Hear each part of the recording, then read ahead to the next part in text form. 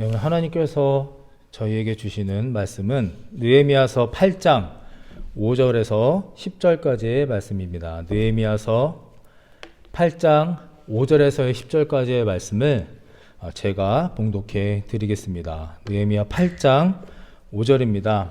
에스라가 모든 백성 위에 서서 그들 목전에 책을 펴니 책을 펼 때에 모든 백성이 일어서니라. 에스라가 위대하신 하나님 여호와를 송축하매 모든 백성이 손을 들어 아멘 아멘 하고 응답하고 몸을 굽혀 얼굴을 땅에 대고 여호와께 경배하니라. 예수아와 바니와 세레바야와 야민과 악국과 사부대와 호디야와 마세야와 그리다와 아샤라와 요사박과 하난과 블리야와 레위 사람들은 백성이 제자리에 서 있는 동안 그들에게 율법을 깨닫게 하였는데 하나님의 율법책을 낭독하고 그 뜻을 해석하여 백성에게 그 낭독하는 것을 다 깨닫게 하니 백성이 율법의 말씀을 듣고 다 우는지라.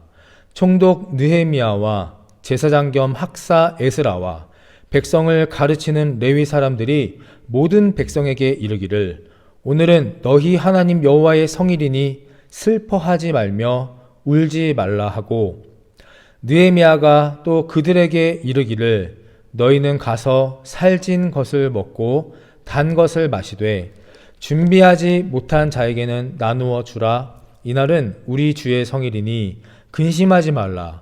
여호와로 인하여 기뻐하는 것이 너희의 힘이니라 하고. 아멘. 오늘 말씀의 제목은 일어서서 살아갑시다 라는 제목입니다.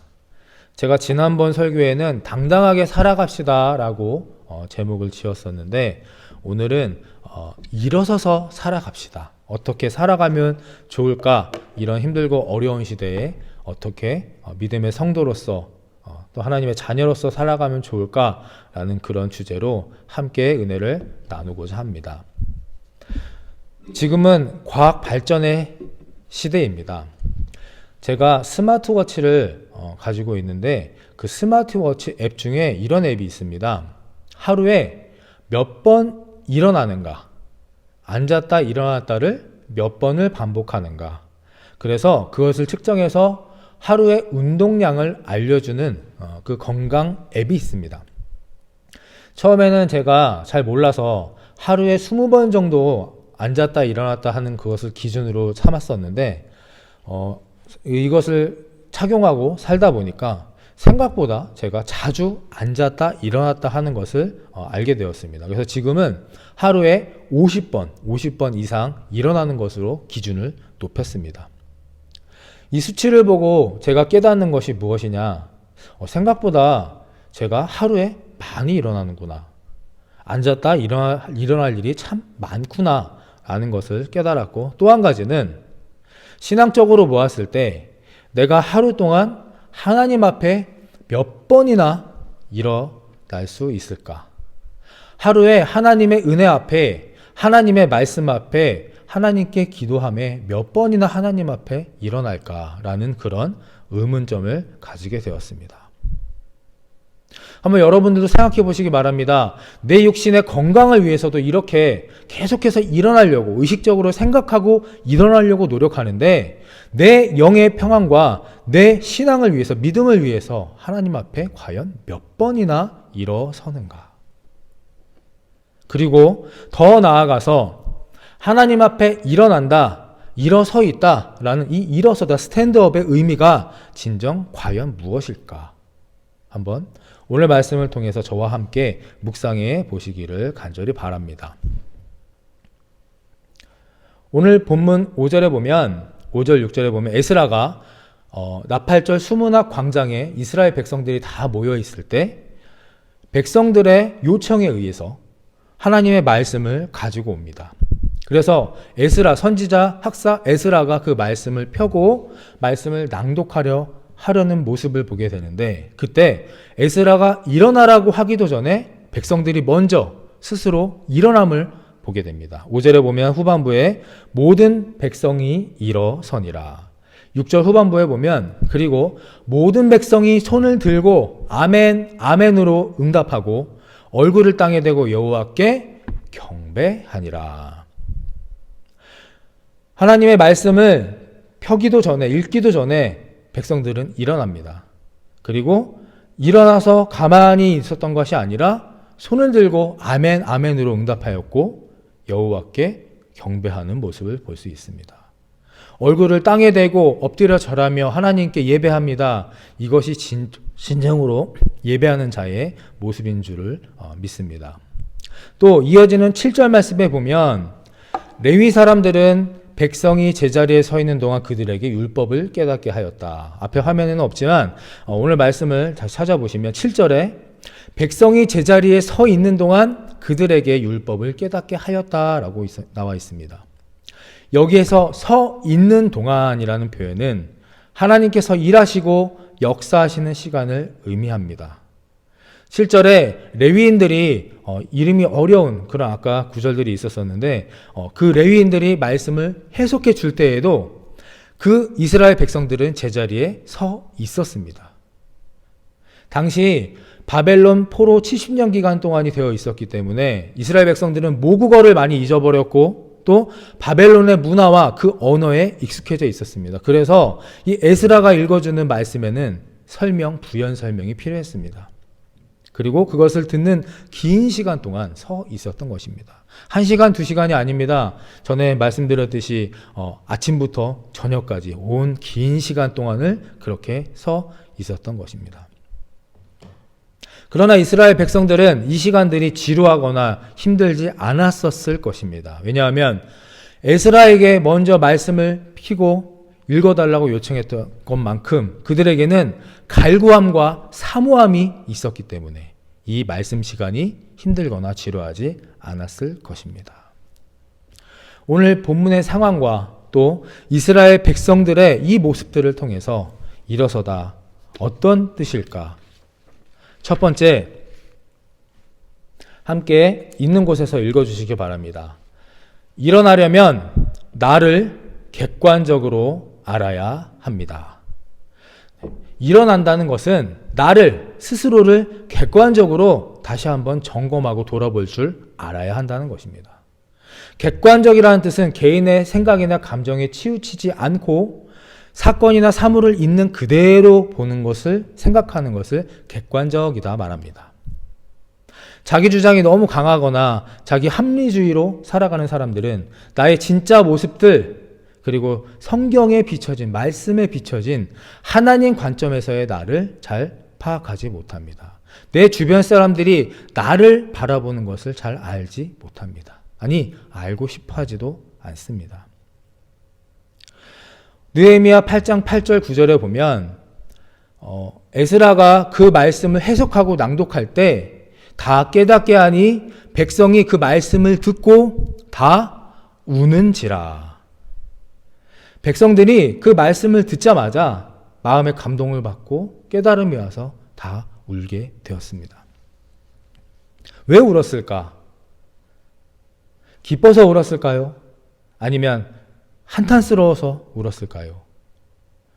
그들이 울었던 이유는 그동안 주관적인 삶에 빠져서, 아니라고 나태한 삶에 빠져서 깨닫지 못했던 것들, 즉 우리의 삶이, 나의 삶이 그동안 하나님과 너무 멀리 떨어져 있었음을 깨닫고 운 것입니다.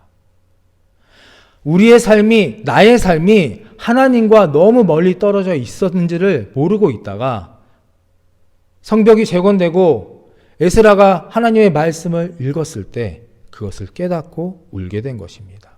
드디어 성경적인 말씀 안에서 또 객관적으로 그동안 자기들이 알지 못했던 다른 것들로 평가하게 되었고, 그리고 그동안 문제들을 이제야 깨달아 알게 된 것입니다. 하나님이 사랑하시고 택하신 우리가 왜 바벨론 포로 시기를 자꾸 거쳤고 왜 이제야 성벽을 재건했는지 깨닫고 울게 된 것입니다. 안식일을 지키지 않았고 이방인들과 결혼했고 우상들을 섬겼고 같은 동족끼리 연합하지 못했습니다. 그 성벽을, 무너졌던 성벽을 바라만 못 세울 생각조차 하지 않았습니다. 왜? 그냥 살았던 것입니다. 사라지는 대로. 그 안에서 스스로 합리화시키며 그냥 만족하면서 살아났던 것입니다. 이 눈물은 진짜 나의 문제를 깨닫고 인정하며 말씀을 듣고 하나님 안에서 흘리는 회개의 눈물이자 거듭남의 시작이었던 것입니다. 사람마다 삶의 유형이 있다고 합니다. 앞에 제가 화면을 적어놨는데요. 내 삶의 유형이 어떤지 한번 체크해 보시기 바랍니다. 살아진다, 살아낸다, 살아간다입니다. 삶의 유형에 관한 그 책에서 같이 읽으면서 제가 요약과 발췌해온 내용입니다. 살아진다는 피동형입니다. 말 그대로 그냥 흘러가는 대로 맡기고 살아가는 것입니다. 살아낸다, 버팀형입니다. 1번과 3번 사이의 중간 정도의 입장으로서 그래도 어떤 의식을 가지고 자꾸만 깨어 있으려고 노력하면서 살아내려고 힘들고 어려운 상황을 버티고 있는 그런 상황입니다. 마지막으로 살아간다는 능동형입니다. 내가 삶의 주체가 되어서 어떤 목표나 소망을 가지고 열심히 애쓰며 노력하며 살아가는 것이 살아간다입니다. 한번 오늘 이 시간을 통해서 생각해 보시기 바랍니다. 나는 어느 삶의 유형에 속하십니까? 살아지십니까? 살아내십니까? 살아가십니까? 살아지는 것도 나요. 살아내는 것도 나요. 살아가는 것도 나인데 이 글자 하나로 인해 삶은 확연히 달라집니다. 저는 하나님을 모르던 시절에 삶은 살아진다였던 삶이었습니다. 그러나 회심한 후에는 살아낸다와 살아간다의 삶에 걸쳐 있는 것 같습니다. 예전처럼 살아진다의 삶에서 벗어나기 위해서 매일매일 의식하면서 기도하며 노력하고 있습니다. 인간은 참 교활하고 간사합니다. 조금만 편해지고 조금만 좋아지면 자꾸 예전으로 돌아가려고 하는 본능이 있기 때문입니다. 다시 한번 여러분에게 권면합니다. 오늘 이 시간을 통해 삶에서 사라진다 이 편안한 피동형의 삶에서 벗어나기를 간절히 축복하고 원합니다. 이 본문의 느헤미야 8장 본문 이전에 이스라엘 백성들은 피동형의 사라지는 삶을 살았습니다. 그러나 느헤미야를 만남으로 인해서 자신의 생명 그리고 가족을 걸고 52일 만에 성벽을 재건했고 에스라에게 말씀을 듣고 이제 회개하며 정말 내 자신의 잘못과 내 자신의 과오를 깨닫고 눈물을 흘리게 되는 것입니다. 이것이 일어남의 시작입니다. 이것이 하나님 앞에 일어섬의 가장 먼저 되는 모습입니다. 그런 백성들을 향해서 느헤미야는 8장 10절에 이렇게 말합니다. 이제 울지 말고 진심으로 회개하고 여호와를 기뻐하라 라고 권면합니다. 제가 8장 10절을 읽어드리겠습니다. 느헤미야가 또 그들에게 이르기를 너희는 가서 살찐 것을 먹고 단 것을 마시되 준비하지 못한 자에게는 나누어 주라. 이날은 주의 성일이니 근심하지 말라. 여호와로 인하여 기뻐하는 것이 너희의 힘이니라. 아멘. 일어난다의 진정한 의미가 바로 이것이 아닐까 생각합니다. 하나님이 원하시는 일어난다의 의미는 바로 이것이 아닐까 생각합니다. 나의 문제를 성경적으로 객관적으로 알고 딛고 일어나서 진심으로 눈물로 회개하는 것. 성경 공부를 하면서 개개인의 성도님들의 신앙생활에 관해 나누는 시간들이 있었습니다. 어떤 분은 출근할 때 찬양을 틀어놓고 부르면서 눈물을 흘린다라는 분도 계셨고, 또 어떤 분은 기도 합주회를 반복해서 계속 들으시면서 때때마다 주시는 새로운 은혜를 받는다고 하셨습니다. 또 어떤 분은 믿지 않는 가족들과 갈등을 겪으면서 힘들게 살고 계셨지만 또 그 안에서 기쁨을 바라보고 계셨고, 어떤 분은 매일매일 나름대로의 말씀을 붙잡고 또 묵상을 하면서 그렇게 살기 위해 애쓰는 분도 계셨습니다. 이 모든 노력과 애씀이 하나님 앞에서 온전히 서기 위해서 또 내 삶에서 하나님 앞에 서 있는 분들의 모습입니다. 이 말씀을 나누며 저 역시 많은 도전을 받고 또 은혜를 받고 이분들을 축복하며 기도하였습니다. 분명히 하나님께서도 잘했다, 잘하고 있다 칭찬하고 계실 줄로 믿습니다. 그리고 아직 부족한 분들이 계시다면 하루빨리 나의 문제를 인정하시고 결단하셔서 일어서시기를 간절히 축복합니다. 하나님 앞에 일어서게 되면 놀라운 삶의 변화가 생깁니다. 눈물이 흐르게 됩니다. 눈물이 흐르게 됩니다. 하나님이 주신 감사와 기쁨과 회개로 마지막으로 눈물을 흘려보신 것이 언제입니까? 마지막으로 예배하며 하나님께 찬양하며 기도하며 울어본 것이 언제십니까? 회개의 눈물은 그냥 그 눈물로 끝나지 않습니다. 느헤미야 8장 10절에 보면 근심하지 말라 여호와로 인하여 기뻐하는 것이 너희의 힘이니라 라고 말씀하셨습니다. 앞에 화면을 보시고 같이 좀 읽어주시면 좋겠습니다. 회개의 눈물은 기쁨의 눈물로 변한다. 아멘. 회개의 눈물은 결국 기쁨의 눈물로 변하게 되어 있습니다. 죄책감을 이겨내고 참의 눈물의 골짜기를 통과한 자에게 하나님은 이렇게 말씀하십니다. 근심하지 말라 여호와로 인하여 기뻐하라. 근심하지 말라 나로 인해 이제는 기뻐해라.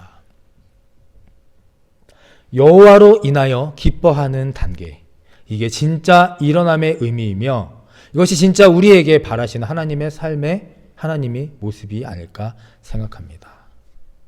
문제를 밟고 털고 일어나 살아내시고 또 살아가는 저와 여러분이 되시기를 간절히 축복합니다. 일어난다는 것의 첫 번째 의미는 바로 성경적 객관적으로 나의 죄를, 나의 연약함을 깨닫고 인정하는 것이다. 자, 두 번째입니다. 같이 읽어주시기 바랍니다. 시작. 일어서 있는 동안 하나님이 하십니다. 아멘. 7절 말씀에 보면 레위 사람들이 백성들을 모아놓고 율법을 깨닫게 하는 장면이 나옵니다. 7절 후반절에 보면 백성이 제자리에 서 있는 동안 그들에게 율법을 깨닫게 하였다. 어떻게 하고 있는 동안에? 제자리에 서 있는 동안에. 여기서 서 있다라는 의미는 여러 가지로 해석될 수가 있을 것 같습니다. 에스라가 처음 시작할 때부터 이들이 일어나 있었기 때문에 계속해서 그냥 일어나 있을 수도 있었고, 또 한편으로는 피곤함과 산만함을 없애기 위해 그냥 서 있었을 수도 있습니다. 실제로 제가 강원도 원주에서 목회할 때 그 지방의 한 교회는 새벽 예배 시간에 모두가 일어서서 새벽 예배를 드립니다. 처음부터 끝까지. 노약자분들이나 어디 아프신 분들이 아닌 이상은 다 일어나서, 이유는 절대 졸면 안 된다고. 어디 하나님 앞에 말씀을 듣고 예배하는데 꾸벅꾸벅 졸고 있느냐. 이래서 이제 목사님께서 그렇게 아예 방침을 정하셔서 새벽 예배 시간만큼은 한 50명 정도 되는 분들이 예배를 드렸는데 항상 서서 그렇게 예배를 드렸다고 그렇게 들었습니다. 어떻게 생각하십니까? 서 있는 동안 율법을 깨닫게 하였다. 저는 이 표현의 의미를 이 말씀 구절에서 한번 같이 찾아보고자 하였습니다. 역대하 20장 17절의 말씀입니다. 역대하 20장 17절의 말씀을 함께 읽어보겠습니다. 이 전쟁에는 너희가 싸울 것이 없나니 대열을 이루고 서서 너희와 함께한 여호와가 구원하는 것을 보라. 유다와 예루살렘아 너희는 두려워하지 말며 놀라지 말고 내일 그들을 맞서 나가라.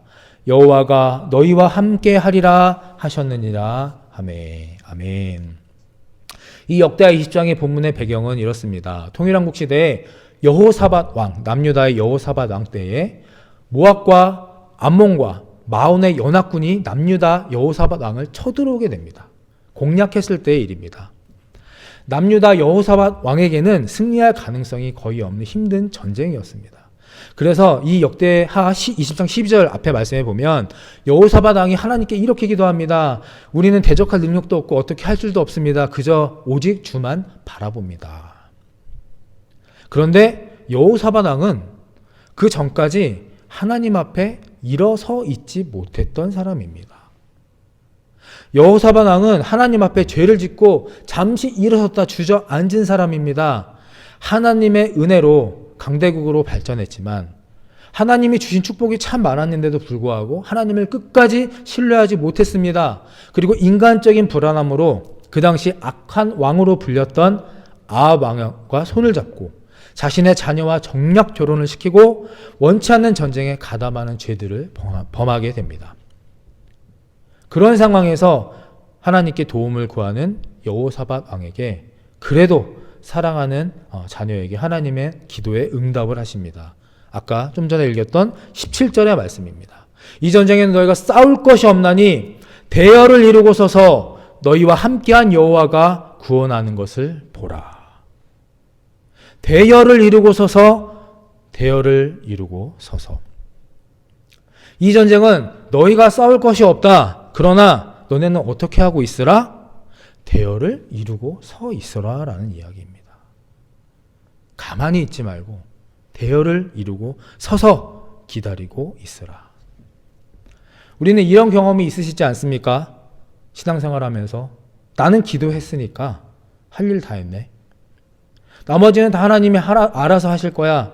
어차피 이긴 싸움이라고 했으니까, 난 기도했으니까.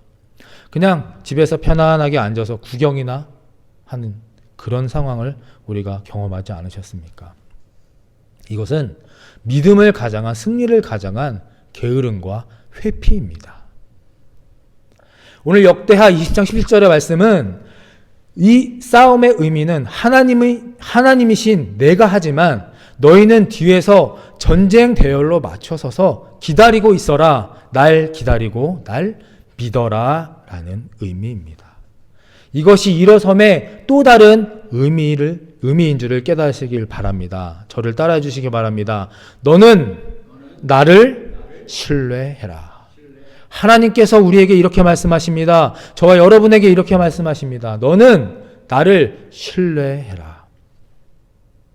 하나님은 신뢰하십니까? 하나님을 신뢰하십니까? 신뢰한다는 것은 믿는다는 것입니다. 그렇다면 믿음이 무엇입니까? 믿음은 두려워하지 않는 것입니다. 그러니까 믿는다의 반대말은요, 안 믿는다가 아니라 두려워하다입니다. 반대로 두려워하다의 반대말은 뭐가 되겠습니까? 바로 믿음입니다. 그러므로 하나님을 신뢰한다는 것은 두려워하지 않는다라는 의미입니다. 대열을 이루고 서서 기다린다는 것은 나는 하나님 때문에 어떤 상황에서도 결코 두려워하지 않겠다라는 그런 다짐이자 믿음이라는 것입니다. 대열을 이루고 서 있는 동안에 난공불락의 여리고성이 무너짐을 우리가 알고 있습니다. 대열을 이루고 서 있는 동안에 홍해가 갈라져 뒤따라오던 애굽의 군사들이 수장됨을 우리가 알고 있습니다. 대열을 이루고 서 있는 동안에 하나님께서 삼손에게 마지막 힘을 주셔서 원수를 심판하셨음을 우리가 알고 있습니다. 서 있는 동안의 의미는 하나님을 믿고 두려워하지 않는다입니다. 앞에 화면을 보시고 다시 한번 크게 외쳐주시기 바랍니다. 서 있는 동안의 의미는 하나님을 믿고 두려워하지 않는다. 할렐루야. 우리가 해야 할 일은 믿고 기도하며 두려워하지 않고 서서 일어서서 하나님을 바라보는 것입니다. 말씀을 정리하겠습니다.